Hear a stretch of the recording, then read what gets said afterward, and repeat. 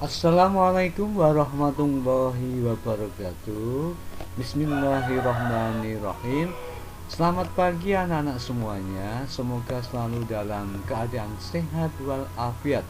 Tetap jaga protokol kesehatan demi memutus mata rantai COVID-19. Anak-anak semuanya, jumpa lagi dengan saya Pak Musni. Kali ini kita bertemu kembali dalam pembelajaran kelas 6, tema 8, subtema 2 untuk pembelajaran 5 dan 6. Nah, kali ini kita nanti akan membahas tentang bagaimana terjadinya gerhana bulan. Kemudian kita juga akan membahas tentang bagaimana kita menemukan informasi penting dari suatu bacaan dengan teknik membaca memindai. Kemudian kita juga akan mempelajari kembali tentang tari kreasi daerah serta bagaimana kita tetap menjaga kelestarian lingkungan, karena tentunya kita juga akan tahu bagaimana akibatnya jika kita tidak memelihara kelestarian lingkungan. Baik anak-anak, kita mulai dari pembelajaran kali ini. Untuk yang berikutnya tentang bagaimana nanti terjadinya peristiwa gerhana bulan.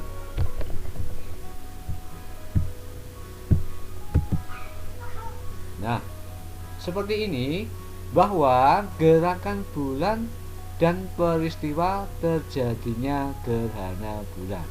Nah, kemarin kita sudah pelajari 3 macam gerakan bulan. 1. Bulan berrotasi, artinya perputaran bulan pada porosnya. 2. Bulan berevolusi, artinya bulan mengelilingi bumi dan bersama bumi. Yang ketiga, bersama bumi mengelilingi matahari. Kemudian kemarin kita juga sudah mempelajari tentang fase-fase bulan. Nah, penampakan bulan selalu tampak berubah-ubah dari bumi karena mengalami pergerakan. Salah satu dampak dari pergerakan bulan yaitu rotasi dan revolusi bumi tadi adalah peristiwa terjadinya gerhana bulan. Ya. Nah, gerhana bulan yaitu saat posisi matahari, bumi, bulan berada pada satu garis lurus. Ya, sekali lagi, gerhana bulan terjadi jika matahari, bumi, dan bulan berada pada satu garis lurus. Nah, bulan akan terkena bayang-bayang gelap dari bumi. Nah, bayang-bayang gelap ini ada 2, yaitu umbra dan penumbra. Kalau bayangan umbra ini ada bayangan inti, artinya menutupi semuanya. Kalau bayangan penumbra ini bayangan sebagian. Nah, contohnya seperti ini, skema gerhana bulan. Ini matahari, kemudian ini bumi, dan ini bulan. Nah, sinar matahari yang menuju bulan ini terhalang oleh bumi. Jika terletak pada satu garis lurus ini, matahari, bumi, dan bulan pada satu garis lurus ini akan mengalami gerhana bulan. Nah, kemudian ya, ini peristiwanya juga skemanya juga sama seperti ini, seperti tadi. Skema gerhana bulan, yaitu matahari, bumi, bulan terletak pada satu garis lurus. Nah, bagian bulan di sini ya yang tertutup umbra bumi ini akan mengalami gerhana bulan total. Tapi bagian bulan yang di sini yang ketiga hanya tertutup sebagian atau tertutup penumbra dari bumi akan mengalami gerhana bulan sebagian. Nah, ini untuk skema gerhana bulannya yang lebih lengkap. Nah, ini matahari, bumi, ini bulan. Nah, pada awalnya kita ingat kembali bahwa gerhana bulan itu terjadi pada saat bulan purnama. Nah, ini pada saat bulan purnama nomor 1. Ini belum terjadi gerhana. Kemudian fase atau tahap berikutnya, nah, bulan bergerak seperti ini. Ini masuk ke dalam bayangan penumbra bumi ya. Ini bagian bulan terkena penumbra bumi di sini. Nah, maka di sini nomor 2 ini akan mengalami gerhana bulan sebagian. Kemudian selanjutnya bulan bergerak lagi. Nah, ini tertutup oleh umbra bumi. Nah, artinya tertutup bayangan inti bumi. Maka nomor 3 ini, ketika bagian bulan ini tertutup oleh umbra bumi, maka bulan ini di bagian ini akan mengalami gerhana bulan total ya. Setelah itu bergerak lagi. Nah, ini kemudian tertutup oleh penumbra bumi lagi. Nah, nomor 4 ini akan mengalami gerhana bulan sebagian. Kemudian bergerak lagi, akhirnya kembali menjadi bulan purnama. Nah, sekali lagi saya ulang, dari nomor 1 ini belum terjadi peristiwa gerhana. Ini masih dalam tahap bulan purnama. Kemudian masuk bayangan penumbra, ini gerhana bulan sebagian, masuk ke dalam ini sini kena umbra bumi, ini terjadi gerhana bulan total. Kemudian masuk ke dalam penumbra bumi, terjadi gerhana bulan sebagian, kemudian kembali ke bentuk bulan purnama.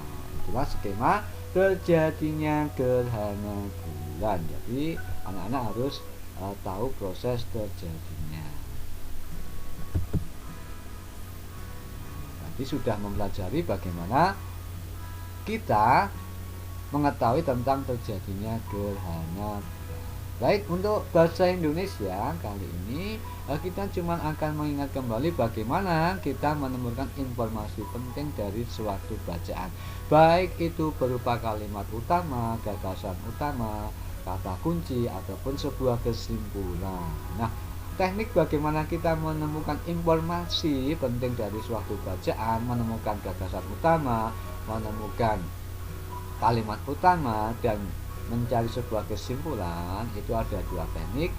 Bisa dengan membaca intensif, artinya membaca sungguh-sungguh. Yang kedua dengan cara membaca memindai atau membaca scanning, artinya kita membaca dengan cepat dan tepat hanya untuk menemukan informasi yang kita inginkan. Itu teknik memindai. Soalnya silahkan nanti dipelajari lagi dalam buku latihan. Kemudian yang berikutnya kita mengingat kembali tentang tari kreasi daerah. Jadi kemarin ada tari wol, tari merak, tari pakarena, tari berdaya ketawang, tari gantar, dan lain sebagainya. Nah, ini salah satunya merupakan tari kupu-kupu. Tari kupu-kupu ini perhatikan ini propertinya juga memakai properti kupu-kupu, selendang, dan lain sebagainya. Kemudian yang berikutnya gerakan tari tadi ini ya, tadi gerakan kupu-kupu ini seperti tampak kupu-kupu yang sedang terbang. Nah, nanti silahkan anak-anak mempelajari tentang tari kreasi daerah yang lainnya. Seperti misalnya tari gantar itu seperti gerakan orang yang sedang menanam padi. Lah, tari gantar itu berasal dari Kalimantan Timur. Nanti silahkan dipelajari lagi tentang macam-macam tari kreasi daerah.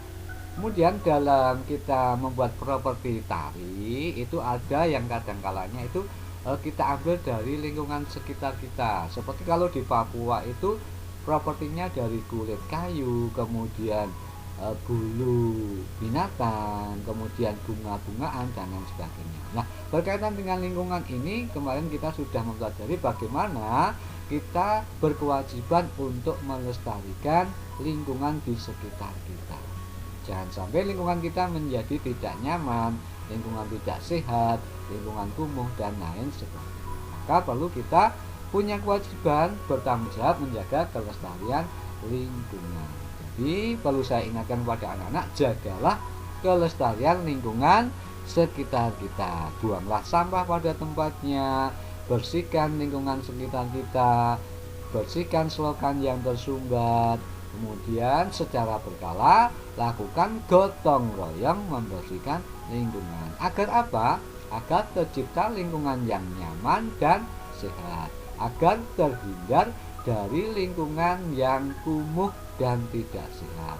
Agar terhindar dari bibit penyakit. Karena lingkungan yang tidak sehat, lingkungan yang kumuh ini mudah menimbulkan penyakit.